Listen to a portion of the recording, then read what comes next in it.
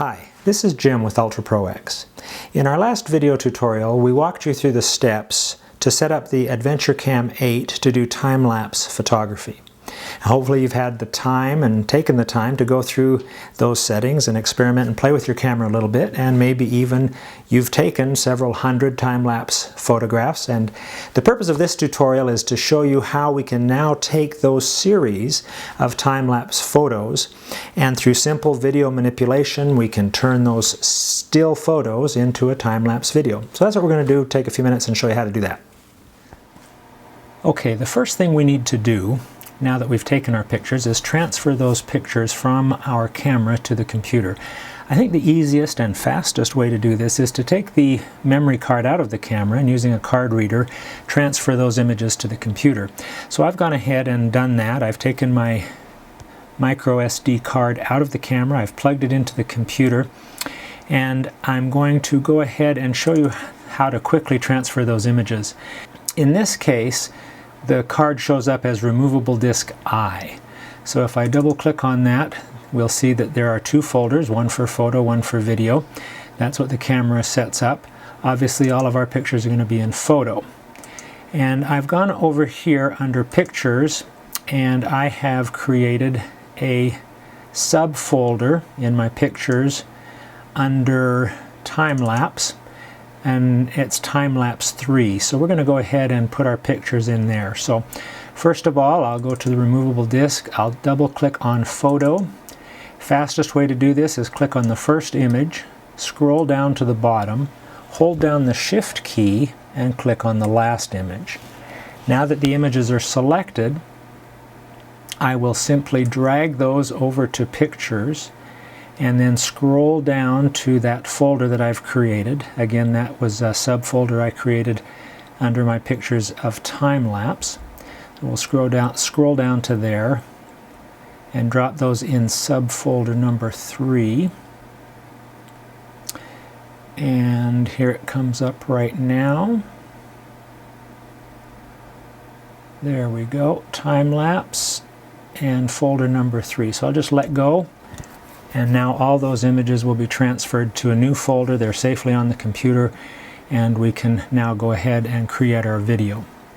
So we'll just give that a second to finish up and show you the next step.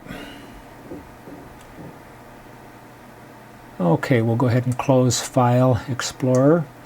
And in this tutorial I'm going to go ahead and use a program called CyberLink PowerDirector. I have a couple of programs, Pinnacle Studio and CyberLink, but this is just a fast, easy way to do it. So we're going to go ahead and launch PowerDirector.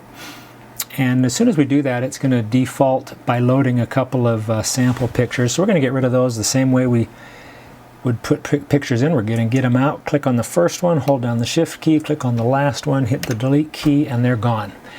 Now the fastest, easiest way to get our pictures into this program is to go to File, go to Import, and then you'll notice under Import one of the options is Media Folder. So we can go ahead and import that entire folder just with one click.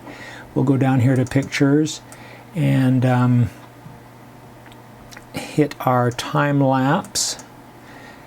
Click one time on the folder that says time-lapse 3, select that folder, and instantly all those images are transferred into our program. Now our next step is to get those images down here on the timeline. So again, follow the same simple procedure. Click on the first image, scroll down to the bottom, hold down the shift key, click on the last image, and now that all those images are selected, we just click anywhere, drag those down to the timeline and let go.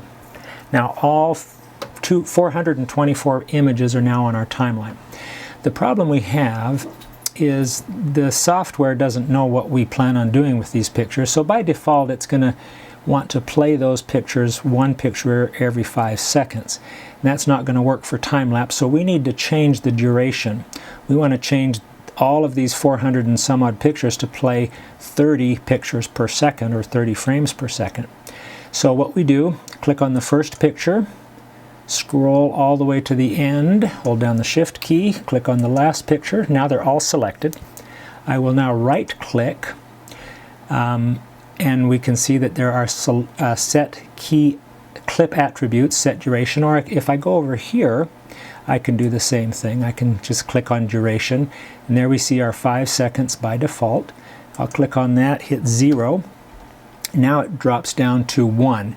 That is 1 frame per second.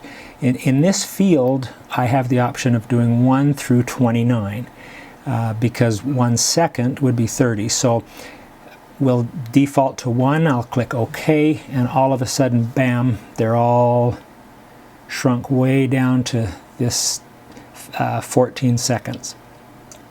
So we'll give that just a second for the computer to render. Let's just click on that and see if it's ready. It's ready.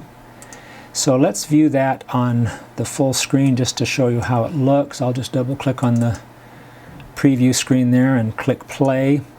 And there we go. Our images are going past. That's 1.5 hours of weather happening in 13, 14 seconds. Looks really smooth and nice, works really well.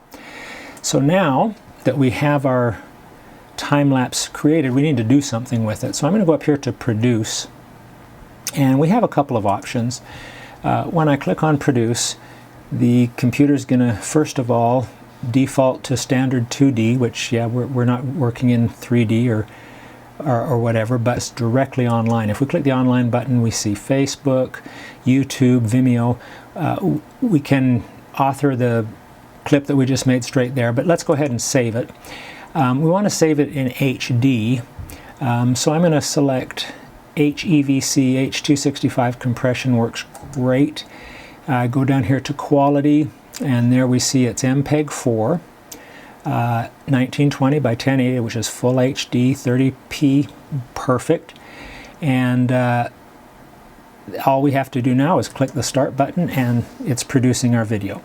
And it'll take about a minute to produce it, and then it will save it on our computer, and again we can do what we want with it. It's really honestly that simple. So have fun with it, experiment, do some sample time-lapse video, upload them to YouTube. We would love to see some of your videos as well. That's really how simple it is. Thanks.